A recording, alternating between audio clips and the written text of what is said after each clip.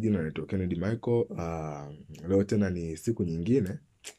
Tupo kwenye darasa letu la kuelimishana na kupeana ushauri na maarifa mbalimbali ambayo yatatusaidia kwenye maisha yetu.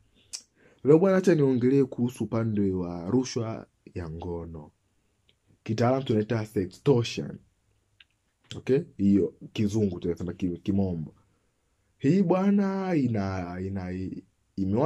imeathiri kwa kiwango kikubwa kwa dada zetu, lakini hata kwa kaka zetu imeanza kuathiri kwa kipindi hichi, hasa kwenye utandawazi kwa kasi zaidi. So hebu tujue maana rushwa ya ngono ni nini, tujue sababu za rushwa ya ngono, tujue vitu vinavyounda rushwa ya ngono, tujue athari za rushwa ya ngono na au matokeo, tujue measure, vizuizi na tiba hiyo rushwa.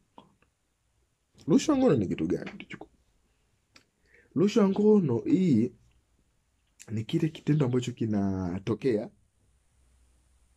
pale ambapo mtu mwenye madaraka, authority, wewe mwenye mamlaka, anaamua kuyatumia mamlaka yake kumshurutisha aliye chini yake, aidha akawa ni mfanyakazi mwenzie au ni mwanafunzi lectures, afu yuko na mwanafunzi, kumlazimisha washiriki tendo la ndoa pasipo ridhaa yule binti au yule kaka, kwa kishawishi kuwa maybe anaweza akapewa kazi au akafaulishwa kwenye mitihani yake huko mavioni na mambo mengine kama fedha na kadhalika. Hiyo ni rushwa ya ngono. Kwa sababu gani? Kwa hamjaliziana, hampo kwenye mahusiano, ila anakuforce kwa sababu ana mamlaka. So vitu hivi viliongereka vizuri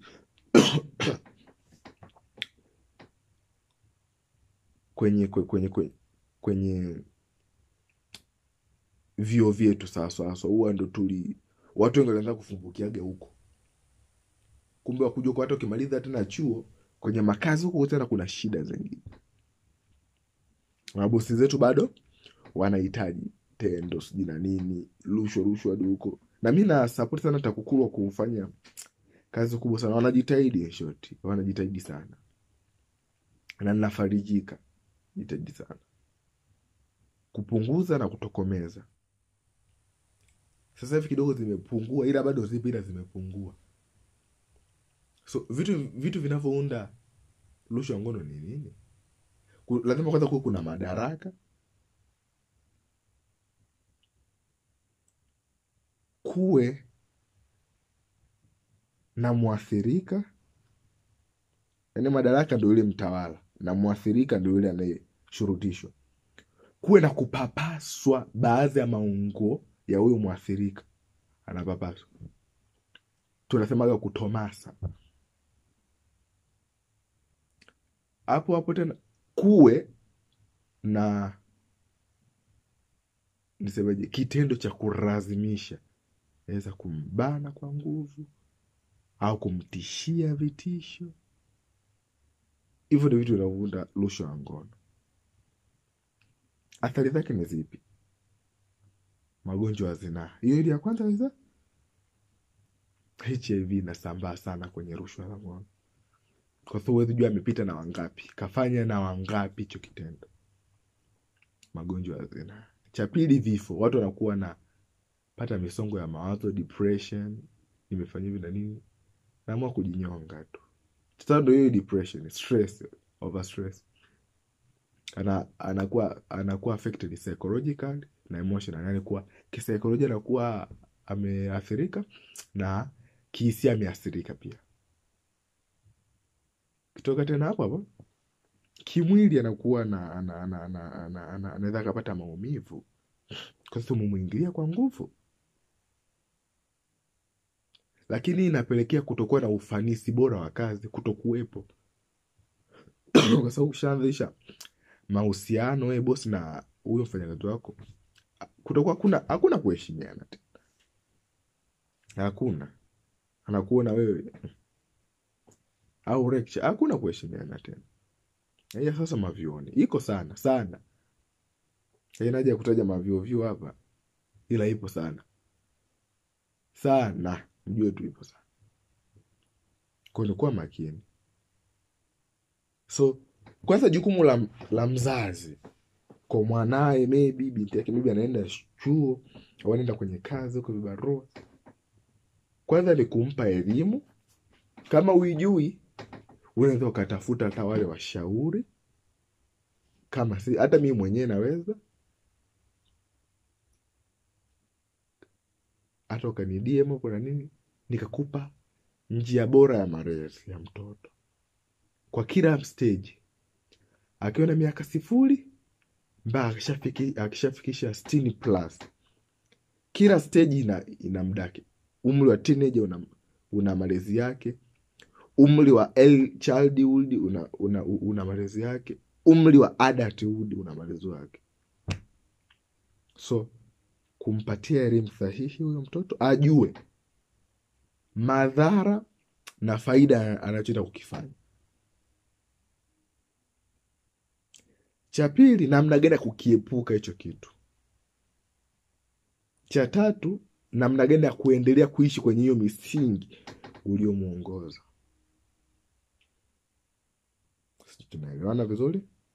Sasa tukija sasa, tumeangalia madhara, tumeangalia sababu, vitu vinavyounda, solution ndio hizo, kutoa elimu na nini. Ila hii kwa wazazi, lakini ukija kwenye serikali, waendelee kuimarisha vyombo vyao vinavyohusika na kuwajibika na rushwa za ngono, na wanafanya vizuri, ila waendelee kuziimarisha zaidi. Waendelee kujitanua zaidi, kutoa elimu kwenye jamii zetu, kutoa mafunzo mbalimbali, training hizo na seminar ili kila mwanajamii aweze kuwa aware, aweze kupata ule uelewa. Hii ni rushwa, natakiwa nikaripoti wapi, ajue. Tena sasa kwenye vyuo, yani vyuoni, yani mtoe sana elimu, kwa sababu vyuoni ndio mabinti wengi na vijana wengi wanapoharibikiwa hapo tu. Nani ni hapo ndio kuna shida. So kuna mtu ashaniuliza hivi, mheshimiwa, ikitokea mwanamke ndo anahitaji sasa, maybe ni mtu mzima, maybe ni lecture au ni bosi wako, hiyo kisheria inaitwaje? Na atakuwa amenibaka au itakuwa nani kanafanya nikawaza? Hiyo kisheria inakuwa hivi: endapo kwa mwanamke kabakwa, na hiyo ni rushwa. Kwa mwanaume kitokea amefosiwa hivyo, sasa hivyo kafosiwa, amefosiwa maybe na huyo mama, maybe ni lecture wake au ni mtu ni bosi wake huko kazini, wapi whatever, mtoto mwenye authority, mamlaka, ila ni wakiki kamfosi kijana wa kiume, hiyo sasa hiyo kisheria tuiti kabaka. Mwanamke hana kibakio. Tunapotakuwa tusikizane kwa makini, hakuna sheria inayosema mwanamke ana kibakio eti mwanamke kabaka. Hiyo sheria hamna, naitaka hiyo. Hakuna mwanamke ana kibakio, hamna. Mwanaume ndo ana kibaki. Tafsiri nzuri yenye maana ya kubaka, maana yake ni kitu chenye ncha butu kimepenya kwenye uke wa mwanamke. Hapo tunasema kabakwa. Kitu chenye ncha butu kimepenya kwenye uke wa mwanamke, tunasema hapo kabaka. Lakini sasa kama mwanamke huyo ndo akaforce kile kitu chenye ncha butu kipenye, hapo haitafsiri hivyo. Kwa sababu tunasema tu ni unyanyasaji wa kingono. Kwa huyu mwanaume ameshurutishwa kwa amenyanyaswa kingono. Au tunaweza tukasema ili ni kama shambulio la aibu tu, kadharirishwa. Na hii tena, hii shambulio ina topiki yake, shambulio la aibu. Hili neno lina topic yake, nitakuja kueleza kwenye next video. Kadharirishwa na yenyewe na hukumu zake. Lakini ikitokea maybe kwa mwanamke kafanya kile kitendo, tutasema huyo kabakwa, au asifanyie hicho kitendo, lakini akianza kumtomasa, hata kama kufanya hicho kitendo, au lecture, au bosi wako maybe akaa na kukonyeza, hiyo ni kosa na yeye. Unaweza kumshtaki na ukalipwa fidia. Akikukonyeza tu tunasema shambulio la aibu, kwa sababu anakudharirisha, tunasema hivyo. Na ushahidi wake tunauchukua kulingana na mazingira, walio kitendo hicho kinafanyika, waliokuzunguka wanasemaje, walishuhudia kweli au la, mazingira. Kama kuna CCTV kamera tutatumia hizo. Yaani hapo ushahidi wapo huwa tunaangalia tu mazingira, kwa nani alikuwepo pale, wao ndo washuhudie kwa kweli alifanya au la. Kwa maana ndugu zangu, hata kukonyeza ni kosa kisheria. Bila ridhaa ya mtu nataka kumkonyeza, kumpapasa mtu, mara umemshika maziwa au makalio, ni kosa kisheria, unakwenda jela vizuri tu. Tunaelewa ndugu zangu?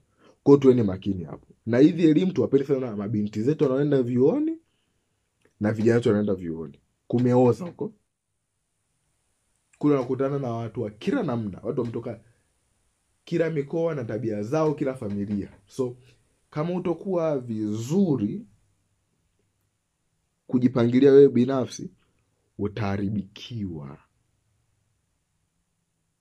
Kwa hizi elimu inabidi watoto wetu, vijana wetu, jitahidi kushare kwa vijana waweze kuzifahamu.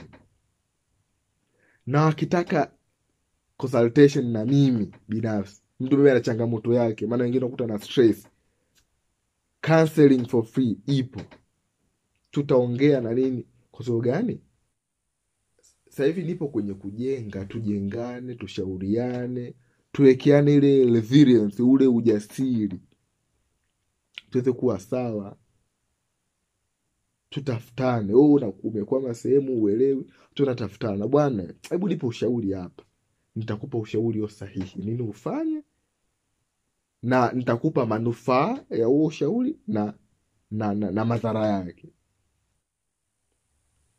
Kwa tuele makini sasa kwenye hichi kizazi cha utandawazi. Vijana wengi wanaharibikiwa, tena hususan wa kiume. Maana tulimlinda sana mtoto wa kike, tukamsahau wa kiume. Kwa sasa hivi kesi nyingi za ubakaji zimepungua, zimeongezeka za kurawiti. Tena mbona hapa topic nyingine. Kuna hiyo shambulio la aibu, nimeenda kuja kuandalia video yake, lakini tena kuna topic nyingine tena inaitwa kuzini na mahari. Kuzini na mahari. Nitakuja, hii ni topic pana sana, nitakuja kuwapa tena. Yaani kutembea na dada yako, yaani kulala na dada yako, maybe kaka yako, maybe mjomba wako, baba yako mdogo, shangazi yako. Hii serikali inatambua hii kitu na unafungwa vizuri tu. Na hairuhusiwi. Nitakuja kutafutia somo lake bwana. Mimi naomba kwa leo niishie hapa ndugu zangu. Asanteni sana. Tuendelee kujengana, tuendelee kubadilishana maarifa na elimu, ili kila mmoja aweze kuwa jasiri na mwenye kutambua haki zake popote pale alipo, na mwenye kuimarisha familia yake. Langu jina ni Kennedy Michael. Unaweza ukasubscribe kwenye channel yetu. Unaweza ukatufuatilia TikTok tupo na Instagram kwa elimu za ziada, madarasa ya ziada. Na kama utahitaji mimi kucommunicate na sisi, unaweza ukatudie tu, tutakujibu muda huo, tuweze kukusaidia muda wote ule. Karibuni sana, asante.